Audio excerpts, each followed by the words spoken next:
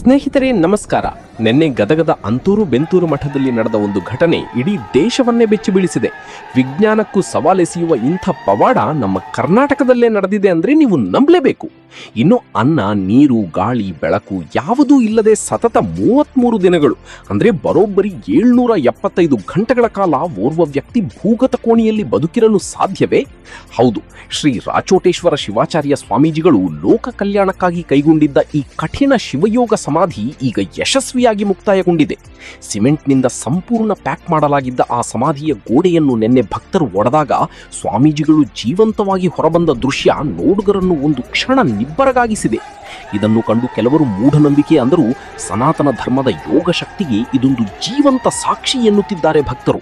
ಸದ್ಯ ಸ್ವಾಮೀಜಿಗಳ ಆರೋಗ್ಯದಲ್ಲಿ ಸ್ವಲ್ಪ ಏರುಪೇರಾಗಿದ್ದು ಮುನ್ನೆಚ್ಚರಿಕೆಯಾಗಿ ಆಸ್ಪತ್ರೆಗೆ ದಾಖಲಿಸಲಾಗಿದೆ. ಅವರು ಆದಷ್ಟು ಬೇಗ ಗುಣಮುಖರಾಗಲಿ ಅನ್ನೋದೇ ಎಲ್ಲರ ಆಶಯ.